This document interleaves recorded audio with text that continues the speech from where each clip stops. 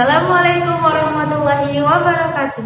Berjumpa lagi dengan saya Siti Hatina Fitri, Guru Bidang Studi Seni Budaya SMA Islam Anija Medan. Hai abang kakak semua, gimana kabarnya hari ini? Insya Allah sehat selalu ya. Masih semangat kan dalam belajar daringnya? Seni budaya asik, kreatif, dan menyenangkan. Kita mulai dengan lafaz basmalah. Bismillahirrahmanirrahim. Dan doa belajar masing-masing aja ya. Oke, pembahasan kita hari ini tentang memahami perkembangan musik barat. Oke, perkembangan musik barat itu dimulai pada zaman kuno, kemudian zaman pertengahan, zaman Renaissance, zaman barok, zaman klasik, zaman romantik, hingga sekarang zaman modern. Oke, mari kita ulik satu-satu. Yang pertama yaitu musik zaman kuno, yaitu kemunculannya sekitar 1000 Masehi. Dengan ciri-cirinya: 1. Penggunaan unsur ritmis masih sangat dominan dan penggunaan instrumen musik yang masih sangat sederhana. Kemudian, musiknya sama sekali belum terbentuk. Jenis musik masih sangat primitif. Yang ketiga, lebih banyak digunakan untuk upacara atau ritual yang bersifat religius. Oke, itu ciri-ciri musik zaman kuno.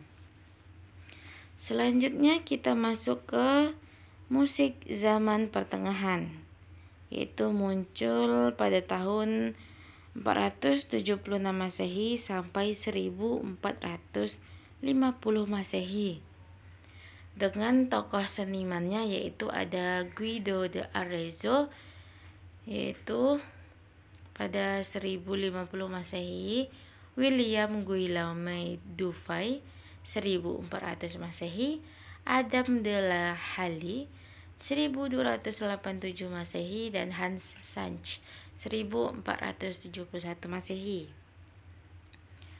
Oke, musik zaman pertengahan memiliki ciri-cirinya, yaitu berkembangnya musik paduan suara, ditemukannya sistem baca notasi dan pencatatan nada, masuknya musik yang bersifat keduniawi yang bersuara satu, kemudian berkembang pesatnya nyanyian keagamaan di gereja-gereja.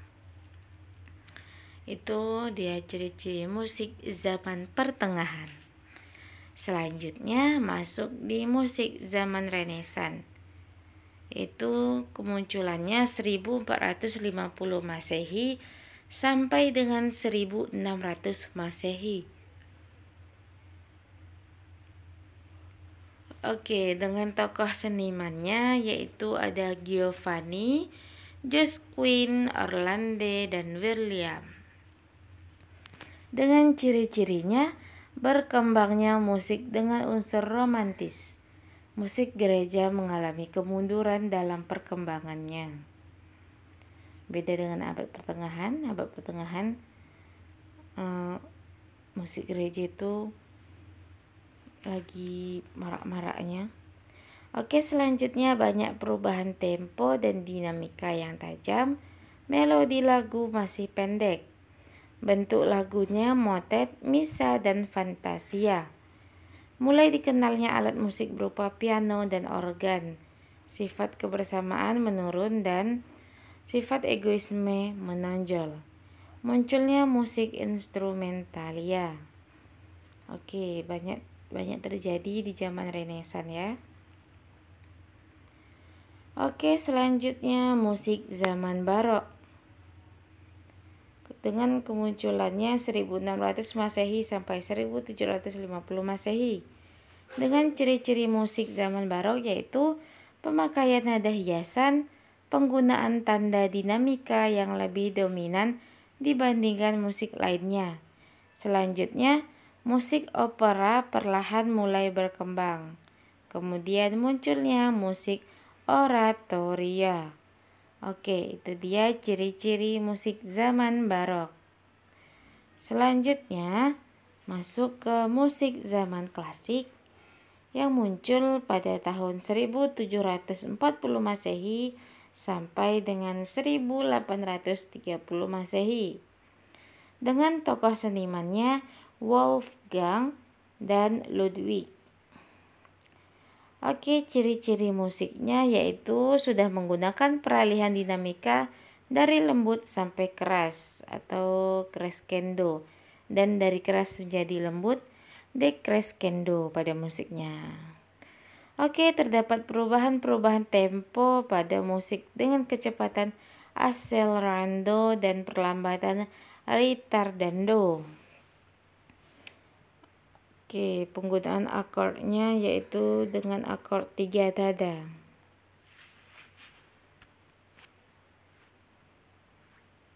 Oke, selanjutnya musik zaman romantik.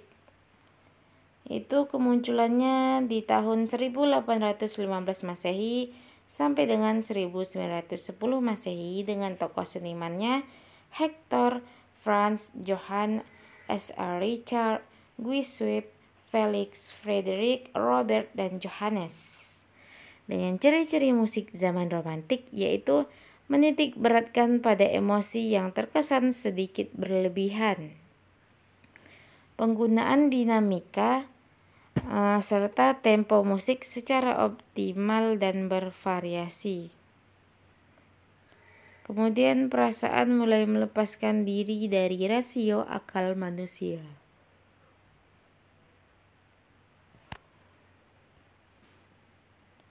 Oke, selanjutnya yang terakhir yaitu ada musik zaman modern.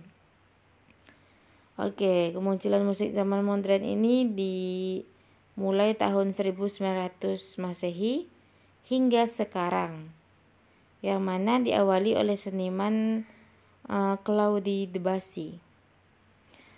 Oke, dengan tokoh seniman musik zaman modern benua Amerika yaitu ada John Alden, Charles, dan Georgie. Sedangkan tokoh seniman musik zaman modern yaitu Edward Benjamin Britten dari Inggris, Claude Archil Debussy dari Prancis, Bela Bartok dari Hongaria, Igor dari Rusia, dan Maurice Ravel dari Prancis. Oke, itu dia tokoh-tokohnya. Oke, baiklah, sekian saja pembahasan kita pada hari ini. Jangan lupa kerjakan post-testnya. Karena sayang kalau sudah absen tidak kerjain post-test, nilainya sangat percuma aja gitu. Karena hanya mendapatkan nilai absensi. Oke, baiklah, sekian saja. Mari kita tutup dengan lafaz hamdalah, alhamdulillahirabbil alamin. Demikianlah perjumpaan kita pada hari ini. Sampai berjumpa di video selanjutnya. Oke, jangan lupa like, comment, and subscribe SMA Islam An-Nijab Medan, unggul, cerdas, islami. Wassalamualaikum warahmatullahi wabarakatuh.